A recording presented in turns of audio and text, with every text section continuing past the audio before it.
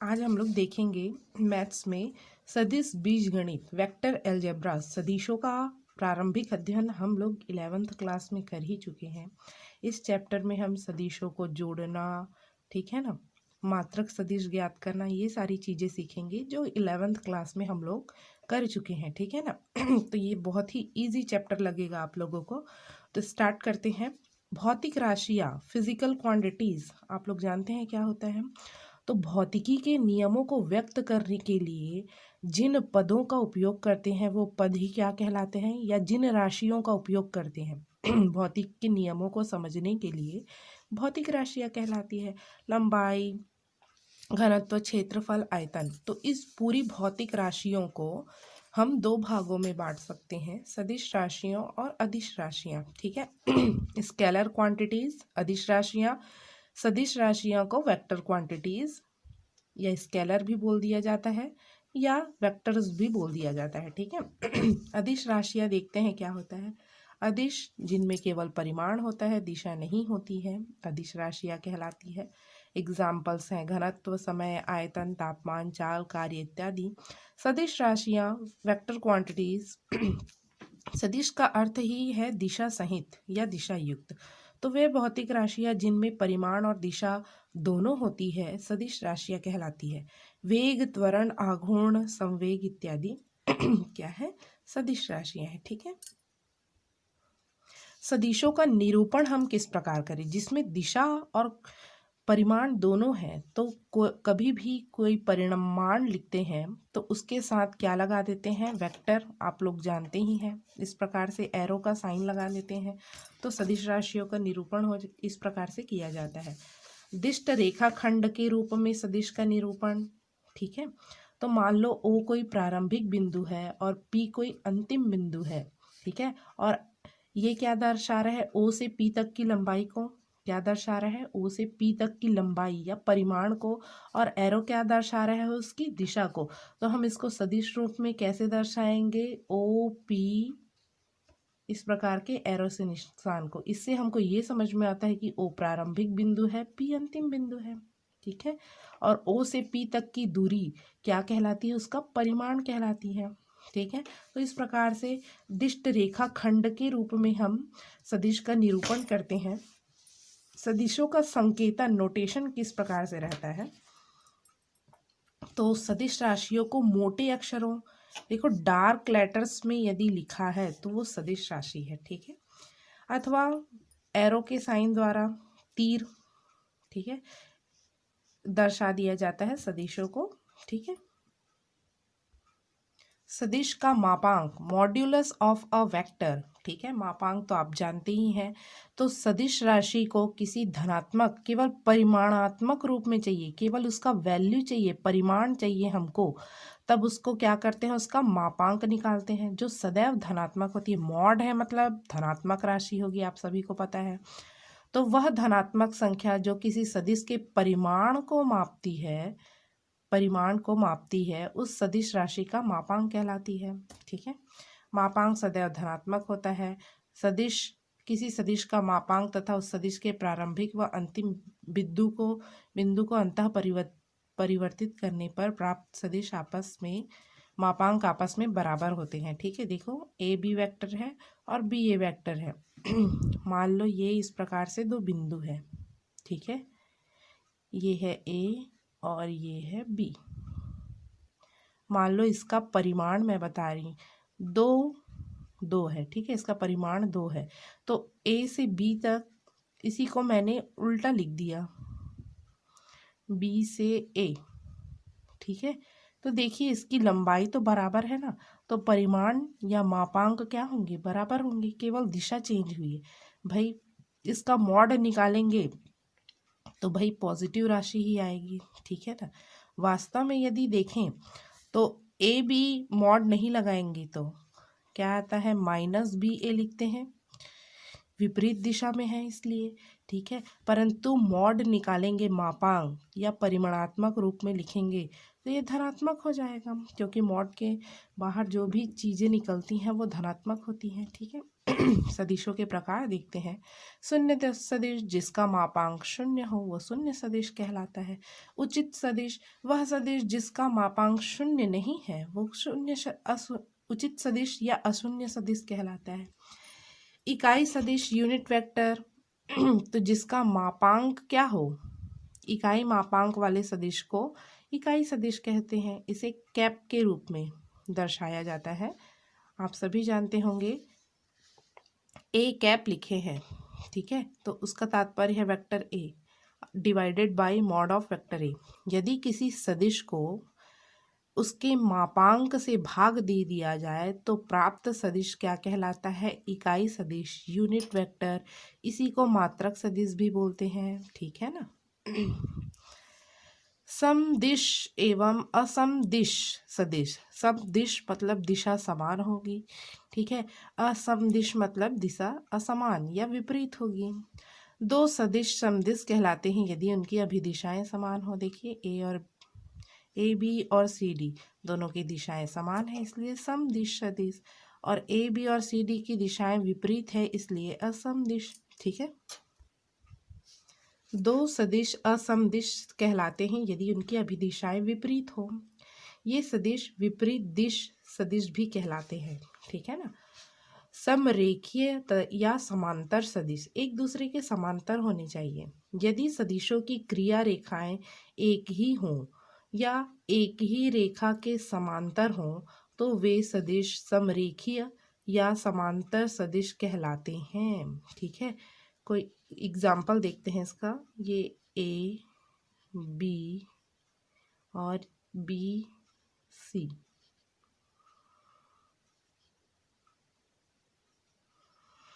तो एक ही रेखा में है, इनकी क्रिया रेखा एक ही है ए बी सी की, तो भी ये समांतर है। संरेखीय भी बोल सकते हैं इसको, समरेखीय या समांतर ना। तो ये क्या कहलाती है, ये एक दूसरे के समांतर है या समरेखीय कहलाएंगी। और यदि इस प्रकार से है, यहाँ देख सकते हैं समदिश सदिश और असमदिश सदिश दोनों ही समांतर सदिश के उदाहरण हैं। देखो एक दूसरे के समांतर है, दिशा से हमको मतलब नहीं है इसमें, ठीक है, समांतर होने चाहिए एक दूसरे के, तो ये समांतर सदिश हैं या समरेखीय हैं, ठीक है। विपरीत या ऋण सदिश, ठीक है, तो वह सदिश जिसका मापांक सदिश वेक्टर ए के मापांक के बराबर है, ठीक है, किंतु दिशा वेक्टर ए की दिशा के विपरीत है। सदिश वेक्टर ए का विपरीत या ऋण सदिश कहलाता है। इसे माइनस वेक्टर ए से निरूपित किया जाता है, ठीक है। Vector A B is equal to minus B A, ठीक है। इसकी दिशा बदल गई है, परंतु इसके मापांक यदि निकालेंगे तो दोनों क्या आएंगे जी, बराबर आएंगे। ये बता ही चुकी हूँ मैं, पॉजिटिव आएगा। तो ऐसा सदिश जिसके मापांक बराबर हो परंतु दिशा विपरीत हो ऋण सदिश कहलाता है। व्युत्क्रम सदिश वह सदिश जिसकी दिशा वही है जो सदिश वेक्टर ए की दिशा है, किंतु परिमाण वेक्टर ए के परिमाण का व्युत्क्रम है। व्युत्क्रम मतलब अपोजिट है, नाम से ही सारी चीज़ें स्पष्ट है, तो उसे क्या कहेंगे, व्युत्क्रम सदिश। मेन इंपॉर्टेंट आ गया स्थिति सदिश, ठीक है, जो उसकी स्थिति को प्रदर्शित करे। तो ओ प्रारंभिक बिंदु है, ए क्या है, अंतिम बिंदु है, तो ओ वेक्टर ओ ए क्या कहलाता है, स्थिति सदिश कहलाता है, जो किसको प्रदर्शित करता है, इसके परिमाण ओ से ए तक की लंबाई को और उसकी दिशा को भी प्रदर्शित करता है। इसकी दिशा क्या होगी, ओ से ए तक, तो ये क्या कहलाता है, स्थिति, उसकी पोजीशन क्या है ये बता रहा है, ठीक है। अब देखते हैं समान सदिश इक्वल वेक्टर्स। दो सदिश वेक्टर ए तथा वेक्टर बी समान सदिश कहलाते हैं यदि दोनों के मापांक बराबर हों, सदिशों के परिमाण बराबर होने चाहिए, उनकी दिशा एक दूसरे के समांतर होनी चाहिए। वेक्टर ए ये समांतर का साइन है ना, समांतर होनी चाहिए वेक्टर बी की, तथा वेक्टर ए तथा वेक्टर बी की अभिदिशाएं समान होनी चाहिए, ठीक है। तो समान सदिश इक्वल बराबर मतलब क्या समझते हैं, ठीक है ना। तो दोनों के परिमाण, दोनों की दिशाएं बराबर होनी चाहिए और एक दूसरे के समांतर होने चाहिए, ठीक है। सदिशों के योग का हम दो नियम पढ़े हैं, त्रिभुज का नियम और चतुर्भुज समांतर चतुर्भुज का नियम। यहाँ त्रिभुज का नियम दिया गया है, यदि ओ ए और ए बी किसी त्रिभुज की दो भुजाएं हैं तो ओ बी जो है इसके परिमाण योग को प्रदर्शित करता है जिसकी दिशा इस सदिश के विपरीत होती है। देखो इसको, ये इस दिशा में आगे बढ़ रहा है, ये इस दिशा में आगे बढ़ रहा है, तो परिणामी सदिश को इस दिशा में आगे बढ़ना चाहिए परंतु विपरीत दिशा में बढ़ रहे हैं, ठीक है ना। तो योग का सदिश नियम में सदिशों के योग में पहला नियम जो है त्रिभुज का नियम है, ठीक है ना। एक और है समांतर चतुर्भुज का नियम, ये इसमें नहीं दिया गया है, आप लोग 11th की बुक से पढ़ सकते हैं इसको, ठीक है। सदिश के योग जो है कौन कौन से प्रॉपर्टीज को फॉलो करते हैं, तो क्रम विनिमय, vector A plus vector B लो या vector B plus vector A लो, दोनों का योग यदि करेंगे तो सेम ही आता है। साहचर्य नियम का भी पालन करते हैं ये, ठीक है। शून्य सदिश योज्य तत्समक है, तो शून्य सदिश योज्य तत्समक कहलाएगा यदि वेक्टर ए के साथ शून्य सदिश को जोड़ें तो पुनः हमको वही सदिश प्राप्त होता है, तो जीरो को क्या कहेंगे हम, योज्य तत्समक। योज्य प्रतिलोम किसे कहेंगे, ऐसी यदि किसी सदिश को किसी अन्य सदिश से यदि जोड़े तो हमको जीरो सदिश प्राप्त होना चाहिए, तो माइनस वेक्टर ए से जोड़ेंगे तभी क्या होगा, जीरो मिलेगा। तो हम क्या कहेंगे, माइनस वेक्टर ए को योज्य प्रतिलोम, योज्य मतलब एडिटिव जोड़ने वाला प्रक्रम ना, ठीक है। गुणन तत्समक और गुणन प्रतिलोम भी होता है, ठीक है ना। ये योज्य एडिटिव की बात कर रहे हैं, जोड़ने वाले की, ठीक है। तो योज्य तत्समक कौन है, जीरो, और योज्य प्रतिलोम माइनस वाला, ठीक है। सदिशों का व्यवकलन या सब्ट्रैक्शन, तो यदि वेक्टर ए तथा वेक्टर बी कोई दो सदिश हैं तो सदिश वेक्टर ए से वेक्टर बी का व्यवकलन सदिश वेक्टर ए में सदिश माइनस वेक्टर बी के योग के रूप में परिभाषित कर सकते हैं, ठीक है। योग मतलब देखिए यहाँ vector A minus vector B को मैं इस प्रकार से लिख सकती हूँ, क्या, vector A plus minus vector B, ठीक है। मेन अब इम्पॉर्टेंट ये है कि यदि वेक्टर ए बी दिया है तो हम वेक्टर ए बी निकाल कैसे सकते हैं, तो बी का स्थिति सदिश माइनस ए का स्थिति सदिश इस प्रकार से निकाला जाता है, ये आपको पता होना चाहिए। वेक्टर बी ए दिया है मतलब ए का स्थिति सदिश माइनस बी का स्थिति सदिश, ठीक है, इस प्रकार से निकाला जाता है। एक क्वेश्चन देखते हैं, त्रिभुज ABC में भुजा BC का मध्य बिंदु D है तो सिद्ध कीजिए कि vector AB plus vector AC is equal to 2AD। AB दिया है क्या, तो जो दिया है उसी के अकॉर्डिंग एरो का निशान बनाएंगे, AB AC, ठीक है, और AD, इसलिए एरो का निशान इस प्रकार से बनाया है हम लोगों ने। तो त्रिभुज ABC की भुजा BC का मध्य बिंदु D है। मध्य बिंदु है मतलब दोनों को बराबर भागों में विभाजित करेगा, BD बराबर है DC के, तो दोनों में वेक्टर लगा दिए, ठीक है, दोनों बराबर होंगे कि नहीं, मध्य बिंदु है। तो यहाँ से BD माइनस DC बराबर कितना आ गया, जीरो, पक्षांतर कर दिए तो जी, ठीक है। या इसी को लिख सकते हैं BD प्लस CD बराबर जीरो। क्या किया मैंने, जैसे हमारे पास दिशा बदल दिया मैंने, ये DC है तो इसको क्या लिख सकते हैं, माइनस CD, ठीक है, दिशा बदलेंगे तो ऋणात्मक सदिश आ जाता है, ऋण, तो ऋण ऋण धन हो गया, CD बराबर जीरो, ठीक है ना। अब आगे देखते हैं, त्रिभुज ABD में, त्रिभुज ABD में सदिशों के योग का त्रिभुज नियम लगाइए, ठीक है ना। तो AB प्लस BD बराबर AD, AB plus BD, BD है ना वेक्टर, इस प्रकार से बराबर AD हो जाएगा। अब त्रिभुज ACD में ध्यान रखिए AC और CD बराबर AD हो जाएगा। ठीक है, इस प्रकार से है ना, इसकी दिशा देखो। ठीक है, दोनों को जोड़ दिए। ठीक है, तो vector AB plus BD plus AC plus CD बराबर 2AD हो गया। अब ध्यान दीजिए BD और CD को यदि जोड़ते हैं तो वो ज़ीरो हो जाता है।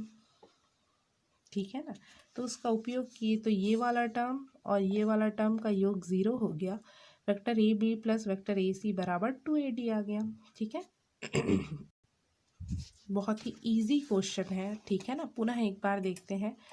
तो त्रिभुज ABCD में त्रिभुज ABCD बना लिए। AD मध्य बिंदु है बोल रहा है, तो मध्य बिंदु तो दोनों बराबर भागों में बांटेगा, बांट लिए। BD बराबर DC, दोनों में वेक्टर लगा लिए, इसको पक्षांतर किए, इसकी दिशा चेंज की तो ये पॉजिटिव में आ गया। अब क्या लिए, त्रिभुज ABD, फिर एक बार लिए त्रिभुज ADC, दोनों को जोड़ दिए।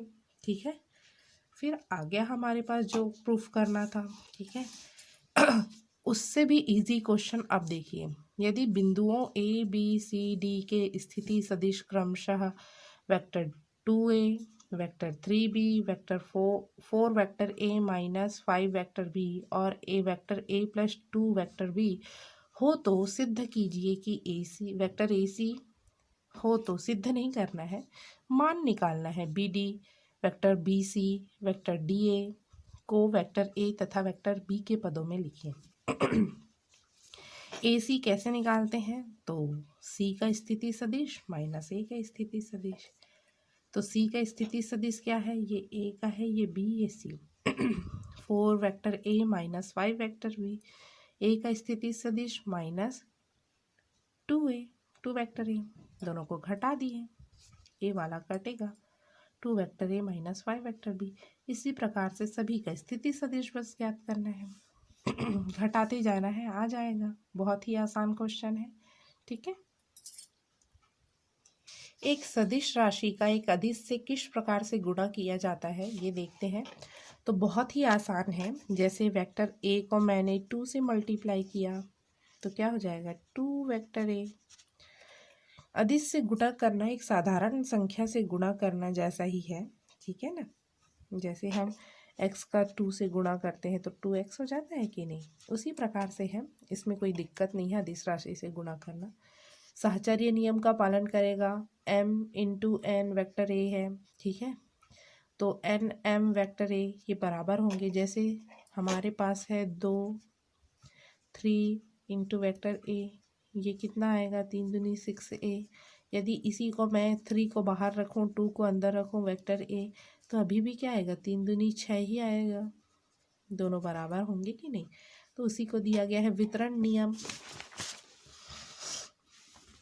m plus n vector A, तो वेक्टर A का गुणा m के साथ भी होगा प्लस वेक्टर A का गुणा n के साथ भी होगा। ठीक है, बहुत ही आसान है। m vector A plus vector B, तो m का गुणा वेक्टर A के साथ होगा और m का गुणा वेक्टर B के साथ भी होगा। ठीक है, तो ये सदिशों का अदिशों से गुणा जो है बहुत ही आसान है। ठीक है, मेन अब आ गया, इससे क्वेश्चन पूछे जाते हैं खंड सूत्र, सेक्शन फॉर्मूला। ठीक है, खंड मतलब 2 भागों में विभाजित करना। ठीक है, तो 2 दिए हुए बिंदुओं को मिलाने वाली रेखा खंड को एक दिए हुए अनुपात में विभाजित करने वाले बिंदु का स्थिति सदिश ज्ञात करना। ठीक है, 2 दिए हुए बिंदु हैं, उनको कोई रेखा खंड जो है 2 भागों में विभाजित कर रही है। ठीक है, और तो उस बिंदु को क्या, उस बिंदु का हमको क्या करना है, स्थिति सदिश ज्ञात करना है। ठीक है, इसमें 2 स्थितियां संभव है। ठीक है, एक रेखाखंड है AB। ठीक है, और P बिंदु P क्या कर रहा है, इसको 2 भागों में विभाजित कर रहा है। तो देखो अंदर अंतः विभाजित कर रहे हैं ये। ठीक है, तब किस प्रकार से इसका स्थिति सदिश हम निकालेंगे OP का, तो देखते हैं। OP इसका स्थिति सदिश हमको ज्ञात करना है। जो बिंदु P जो है इस रेखाखंड को दो भागों में विभाजित कर रही है उसका स्थिति सदिश। ठीक है, तो उसका स्थिति सदिश तो किस एक बिंदु लेना पड़ेगा ओ। ठीक है ना, तो ओ के सापेक्ष बिंदु P का स्थिति सदिश वेक्टर R से प्रदर्शित किए और O के सापेक्ष A का स्थिति सदिश वेक्टर A से और O के सापेक्ष B के स्थिति सदिश को वेक्टर B से। ठीक है, और कौन से अनुपात में विभाजित कर रहा है, m अनुपात n में विभाजित कर रहा है और अंतः विभाजित कर रहा है। तो वेक्टर R का फॉर्मूला होगा, डायरेक्ट हम फॉर्मूला देखते हैं, याद रखेंगे इसको, m vector B plus n vector A divided by m plus n। ठीक है, और यदि P ए बी को बाह्य विभाजित करे तो देखिए A और B एक वेक्टर है, बाह्य सिरे में विभाजित कर रही है, तो किस प्रकार से इसका जो है स्थिति सदिश हम देखेंगे वेक्टर R। सूत्र याद होने से सारे क्वेश्चंस बन जाएंगे। तो vector R is equal to m vector B minus n vector A, minus में हो जाएगा formula, divided by m minus n, यहाँ प्लस में था ये माइनस में हो जाएगा। ठीक है, और हमको दे दिया कि बिंदु P A B को मध्य में विभाजित करती है, तब क्या सूत्र होगा, तो वेक्टर R बराबर vector A plus vector B divided by 2, दो समान भागों में विभाजित कर रही है तो दोनों का स्थिति सदिश डिवाइडेड बाई 2। ठीक है, तो इस प्रकार से हमको क्वेश्चन सॉल्व करना है। दो क्वेश्चंस देख लेते हैं हम। तो दो बिंदु P और Q लीजिए जिनके स्थिति सदिश OP और OQ इस प्रकार से दिया गया है, 3 vector A minus 2B vector B और vector A plus vector B। ठीक है, एक ऐसा बिंदु R का स्थिति सदिश हमको ज्ञात करना है जो P व Q को मिलाने वाली रेखा को 2:1 में, 2:1 है मतलब ये M की वैल्यू है, ये N की वैल्यू है ना, अंतः तथा बाह्य विभाजित करता है। ठीक है, तो जो दिया गया है उसको पहले लिख लेते हैं। यहाँ हम ये भी लिख लेंगे कि m बराबर 2 दिया है और n बराबर कितना दिया है, 1 दिया है। ठीक है ना, अंतः विभाजन के लिए फॉर्मूला क्या है, vector R is equal to m vector B plus n vector A divided by m plus n, यही है। तो m वेक्टर B का काम OQ करेगा, n वेक्टर A का काम OP करेगा divided by m plus n। ठीक है, सारी वैल्यूज़ को पुट कर दीजिए, आ गया हमारे पास आंसर। ठीक है, बाह्य विभाजित करती है तो R का स्थिति सदिश, माइनस वाला फॉर्मूला लगा दो, m vector B minus n vector A divided by m minus n। ठीक है, वैल्यू पुट कर दीजिए, आ गया आंसर, जोड़ना और घटाना है हमको बस। ठीक है, एक क्वेश्चन देखते हैं जिसमें हमको अनुपात ज्ञात करना है, अनुपात नहीं दिया गया है। ठीक है, दो सदिश दिए गए हैं और जो बिंदु काटता है उनको विभाजित करता है उनका भी सदिश स्थिति सदिश दिया गया है। हमको क्या ज्ञात करना है, हमको ज्ञात करना है वो अनुपात कि किस अनुपात में जो है विभाजित कर रहा है। ठीक है, तो जो दिया गया है उसको पहले लिख लेते हैं, OA का स्थिति सदिश, OB का स्थिति सदिश और OP का स्थिति सदिश। ठीक है, अब हम जानते हैं स्थिति सदिश वेक्टर R। हम पहले ये मान लेते हैं कि लैम्ब्डा अनुपात 1 में विभाजित कर रहा है, किस अनुपात में, लैम्ब्डा अनुपात A में। डायग्राम आप लोग बना लेंगे। ठीक है ना, तो वेक्टर R बराबर हम जानते हैं क्या होता है, m vector B plus n vector A divided by m plus n, यही होता है। तो उसी में वेक्टर OP बराबर आ जाएगा, m की जगह क्या होगा, लैम्ब्डा, और n की जगह हो जाएगा 1। ठीक है, तो lambda vector B minus 9 vector A ये वाला होगा, प्लस n की जगह 1, A वाला vector 6 vector A minus 2 vector B upon m plus n मतलब लैम्ब्डा प्लस 1। सॉल्व करेंगे इसको। ठीक है, लैम्ब्डा की वैल्यू निकाल लेंगे, तो लैम्ब्डा अनुपात A कितना आया, 1/2, तो लैम्ब्डा अनुपात 1 कितना आ गया, 1/2, 1:2। तो बिंदु P रेखाखंड AB को 1:2 2 में विभाजित करेगी। बहुत ही आसान क्वेश्चन है, जोड़ना घटाना और गुणा भाग ही है इसमें, ठीक है।